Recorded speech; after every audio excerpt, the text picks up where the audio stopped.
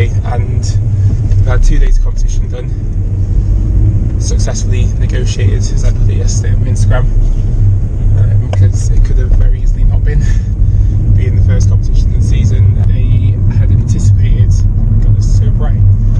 They had anticipated a lot of divers coming, but then it's actually been really, really quiet. So in the men's event, it's been the most busy with like 14, but in the others it's been like 3 or 5 people, which is ridiculous. But now is the most important time. Now is what we're here for. Now is what we've been looking forward to, right? Got Synchro coming up tomorrow. Exciting. It's gonna be great. I've been looking forward to it. Been, training most of this week for that event, and it's gone great so far. And really looking forward to what we can do. Got a lot of potential.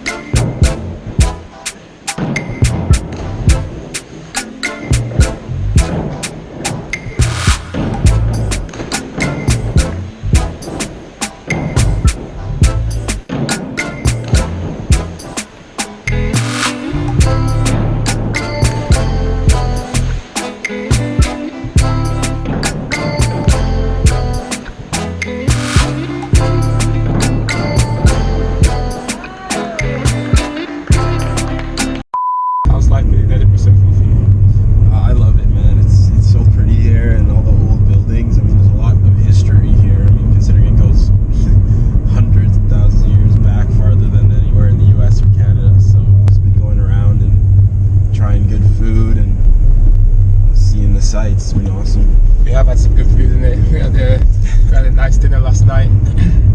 I'll put some pictures like here and here. It was like a bougie pub experience. It wasn't like it wasn't for the British people. No, it wasn't a Wetherspoons. It was better than the Wetherspoons. The Wetherspoons is another type of British pub. It's like pretty standard. It's like about as standard as you get, but it's good food still. Talk to me about individual, like how obviously individual wasn't your focus. I felt like I came here to learn, and I told Coach Jen that, and I mentioned that to you.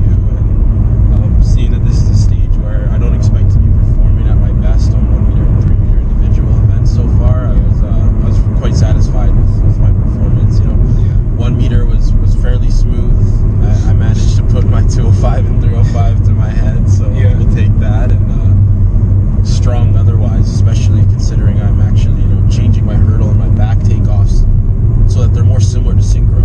And that way, when I train over the next few months, I'll be able to still be training our synchro technique, so that's a huge advantage. And these changes are like kind of very small, like very technical changes, right? Not doing a completely new technique. The way our synchro is working is I'm doing a different hurdle to what I normally do, but actually closer to what I used to do back in 2016, with a hop from one foot to the other foot, whereas now I do a 2 foot to 1 foot. But Yohan actually does this hurdle normally, but it's just a change in the way you approach it. A similar thing with the back takeoff in terms of the way that you rock. What is it? You normally like hold your arms up for an extra rock before you go into your arm swing, whereas now we're kind of just lifting and then going straight to the arm swing, which is again a little bit more towards what I do. But you feel like these changes are something that you would actually want to maintain? Yeah, I think so. I actually find that at the start, I was like, oh man, this is gonna be tough to figure out, and then it really quite clicked after a few days of training with it. Feels totally comfortable now. It's funny how techniques work like that, but I appreciate that we both have kind of this trade-off and changes of our techniques in order to line up. We've got the hurdle change, and I've got some timing changes as well as the back takeoff. So.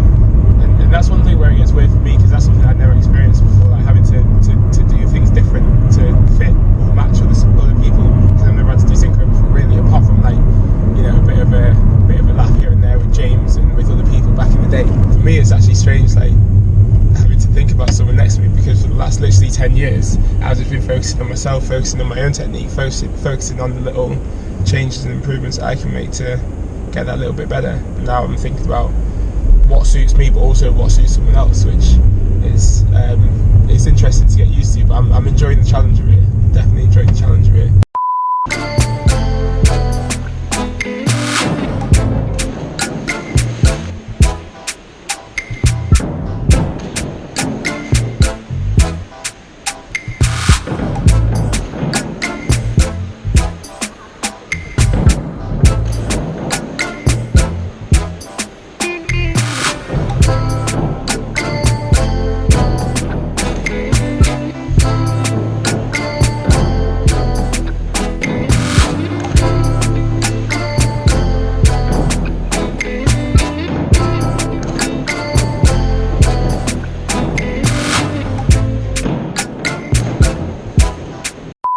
spoke yesterday a little bit about experience, because obviously now 10 years that I've been competing internationally now, which is insane. My first international was in April 2012 in Dresden. That was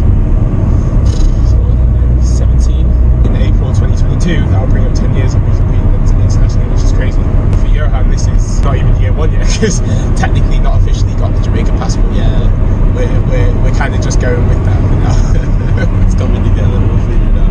Obviously, he's been competing a lot around America. What is that schedule like with all the dual meets? I know bits about it, but I've never truly experienced it. I would describe it as being a short but sweet and intense season. You know, it's, it starts in October and finishes in March. Basically, up until February, all you're doing is these dual meets where it's school versus school. So the swimmers and divers of my team basically compete against the swimmers and divers on the other team for points based on your placement. Whoever performs the best wins. So it's really becomes quite a team sport, which has definitely been the biggest difference. Yeah, the dual meets are fun because you get to know a lot of athletes from other schools. As the season goes on, it gets quite intense in February with your conference championships. So at Northwestern, we're in the Big Ten, and then it goes into zones, which is the NCAA qualifier, and that's just basically like a regional meet where you compete against other schools in your section of the United States, I guess. And then finally is NCAA championships, and that's usually for the men's during spring break. So, but these meets are like weekly. I assume some are at home, some are away. So you might be travelling one day to train or compete on the same day that you arrive. You know, you're expected to hit a standard because obviously you want to win for your school.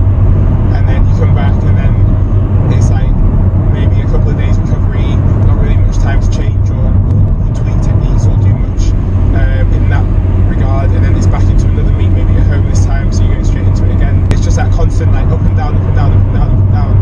That must be like quite challenging to I guess maintain a high level. Yeah, it is. It's definitely challenging. Like, the first time I got there, I really burnt out because juniors in Canada when I was growing up, all we did was 3 or 4 meets a season. And that was like 2 provincials and then nationals and whatever international meets you competed at. So it's definitely intense with like 1 or 2 weeks between events usually, especially in the winter. It really makes prioritizing making changes in the spring and summer. Sometimes we have like back-to-back Grand Prix where you travel to say Fort Lauderdale, for example. My first one was 2013. So you go there, do the big competition, compete, fly straight from there to Puerto Rico, do the next competition, then come back home, and you got time to work on things and build up again until like the next set of Grand Prix come around, or the World Championships come around, or something like that. There's always time for like in between each to kind of bring it back, reset, and then go again. Whereas it's a very different experience out there.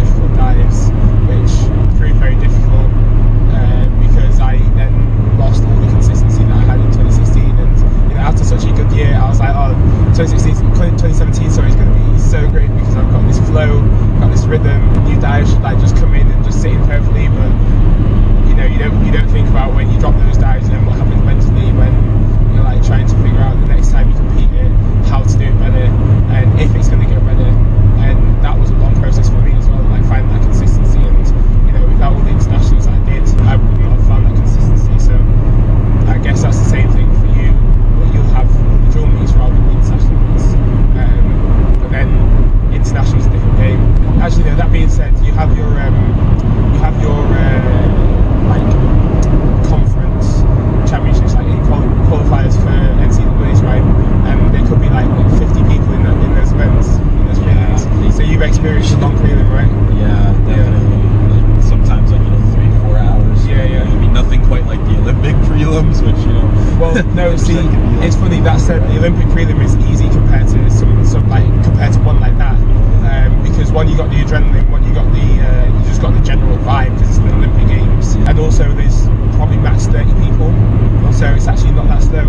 The worst ones are the World Championship prelims and also the World Cup prelims, especially when it comes to qualifying for the Olympics. Those are long when it's like 50 plus people in an event. You could say maybe it's slightly higher stakes because it's a World Championship, but qualifying for an NCAA for a lot of the divers is extremely high stakes because, for many, realistically, it's the highest that they're going to get. It's the biggest competition that they'll go to, so that is their Olympics. So the stakes are the same, really. The intensity is the same. Maybe the quality of diving from top to bottom is slightly larger at World Champs because you've got the Chinese and Jack Moore and the rest of them at the top going like 500 plus consistently, and then maybe at the bottom you got some of the less experienced divers, whereas in the conference competitions you might have like the highest score being like a 450, somewhere around there, usually 450, 460, and that's also with a bit of American judging in there, which we all know is always a little bit high. It's funny, we always look at the results, right? I look at the result and I'm like, okay, questionable. Then look at the video, I'm like, even more questionable. But you go with it, you get the scores that you get. Basically, what I've been trying to say this entire time is that experience takes time to build and takes time to develop, and that comes with just competing, and it comes through the high times and the low times. And as we said, this week for you, it wasn't the most perfect week, it wasn't the best. Obviously, individuals were focused, but just the experience of doing it will have more benefit than coming over here and not doing individual and just doing synchro, right? Yeah, very true.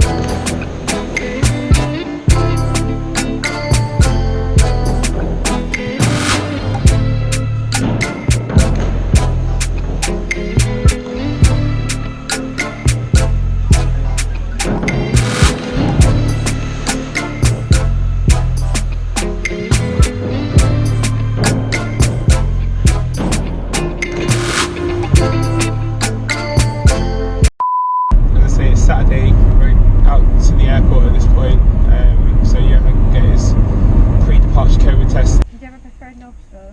Just for everyone. Yeah.